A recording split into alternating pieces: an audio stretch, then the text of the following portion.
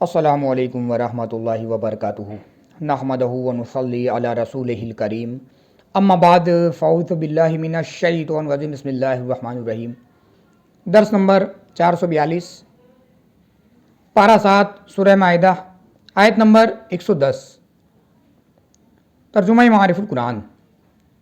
جب کہ کہے گا اللہ، اے عیسیٰ ابن مریم، یاد کرو میری نعمت کو اپنے اوپر اور اپنی ماں کے اوپر، جب کہ تیرے ہاتھوں کو مضبوط کیا روح القدس سے کہ باتیں کرو لوگوں سے ماں کی گود میں اور بڑھاپے میں بھی، اور جب کہ سکھا دیا میں نے تم کو کتاب اور حکمت اور توریت و انجیل، اور جب کہ بنا دیتے تم مٹی سے جیسے چڑیا کی مورت میرے حکم سے، پھر پھونکتے اس میں تو وہ چڑیا ہو جاتی میرے حکم سے، اور تندرست کر دیتے تم پیدائشی اندھے کو اور سفید داغ والے کو میرے حکم سے، اور جب زندہ نکال دیتے تم مردوں کو میرے حکم سے، اور جب کہ روک ڈال دی میں نے بنی اسرائیل کے لیے تم سے، جب کہ لائے تم ان کے پاس معجزے، تو بولے وہ جو کافر تھے ان میں کہ یہ تو بس کھلا ہوا جادو ہے۔ تفسیر اشرفی۔ اے محبوب صلی اللہ تعالی علیہ وسلم، اپنی قوت علم و ادراک سے اس آنے والے وقت کو یاد کرو۔ حضرت عیسیٰ کو مخاطب بنا کر جب کہ اللہ تعالیٰ اے عیسیٰ ابن مریم یاد کرو کہ میری نعمت کو اپنے اوپر اور اپنی ماں کے اوپر، اور ظاہر ہے کہ ماں اور بیٹے کا جو تعلق ہے اس کے پیش نظر جو بیٹے کے لیے بلا واسطہ نعمت ہے وہ اس کی ماں کے لیے بالواسطہ نعمت ہے۔ اے عیسیٰ ابن مریم، خاص کر کے اپنے اوپر ہونے والی اللہ تعالیٰ کی اس خصوصی نعمت کو تو یاد کرو، جب کہ میرے ہاتھوں کو مضبوط کیا اور تجھے تقویت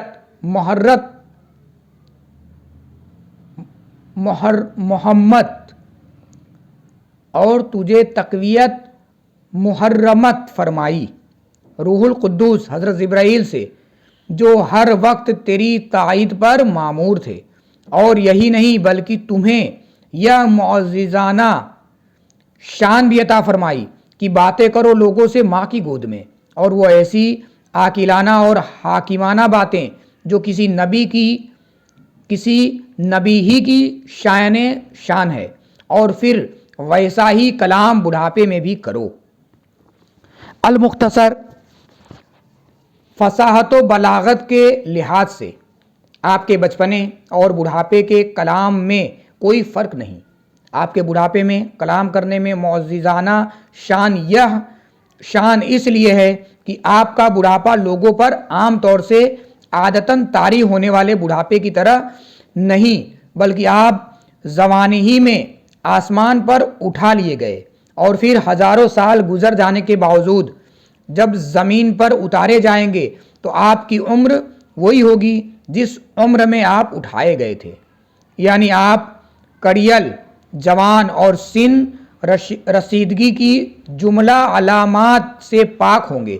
پھر یہاں پر رائز فطری دستور کے مطابق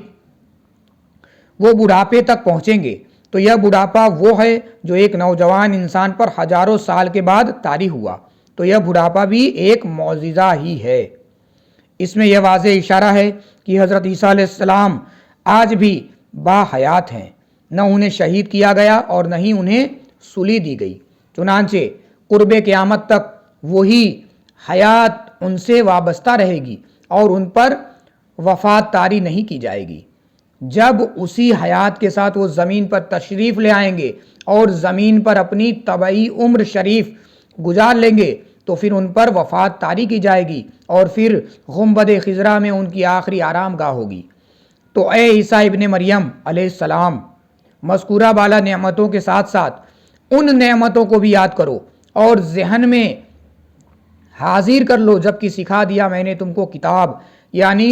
خط و کتابت، اور حکمت یعنی چیزوں کی سمجھ، اور توریت و انجیل کے معانی اور حقائق، اور جب کہ میری عطا فرمودہ قدرت و اختیار سے بنا دیتے تم مٹی سے جیسے چڑیا کی مورت میرے حکم سے، پھر پھونکتے اس میں تو وہ چڑیا ہو جاتی میرے حکم سے۔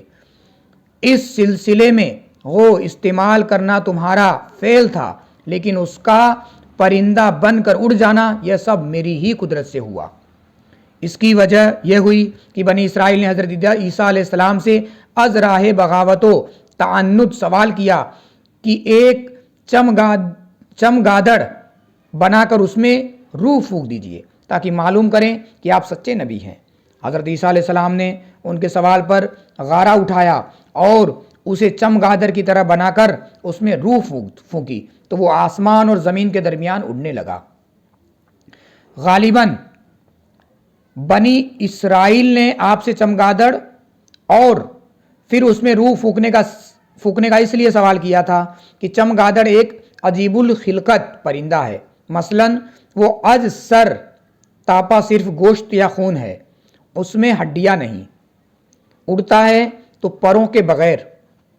حیوانوں کی طرح بچے جنتا ہے، پرندوں کی طرح انڈے نہیں دیتا، اس کی مادہ کا پستان ہوتا ہے جس سے دودھ نکلتا ہے، نہ وہ دن کی روشنی میں دیکھ سکتا ہے اور نہ ہی رات کی تاریکی میں، صرف 2 وقت دیکھ سکتا ہے، ایک غروب آفتاب کے بعد 1 گھنٹہ اور دوسرا طلوع فجر کے بعد صبح کی سفیدی تیز ہونے تک۔ وہ انسان کی طرح ہنستا ہے اور اسے عورتوں کی طرح حیض بھی آتا ہے۔ بنی اسرائیل نے جب حضرت عیسیٰ علیہ السلام کا چمگادڑ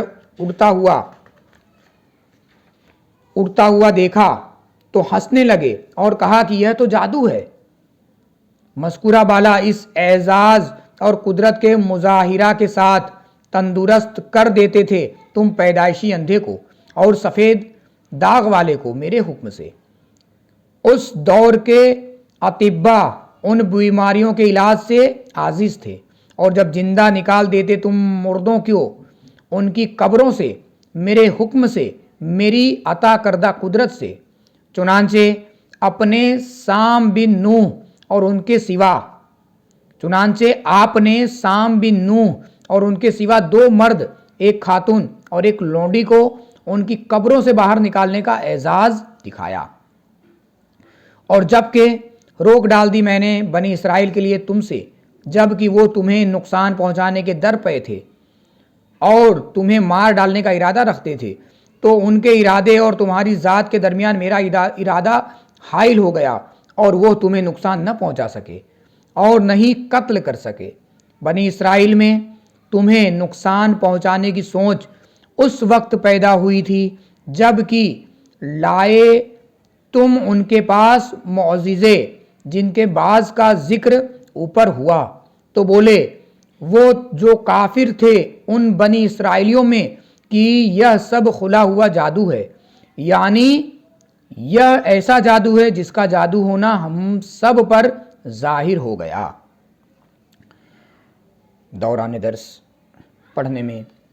کسی طرح کی کوئی لغزش، کوئی خطا، کوئی غلطی ہوئی ہو تو میں اللہ رب العزت کی بارگاہ میں توبہ کرتا ہوں، معافی مانگتا ہوں، اللہ رب العزت قبول فرمائے۔ صلو علی الحبیب صلی اللہ تعالی علی محمد صلی اللہ علیہ وسلم۔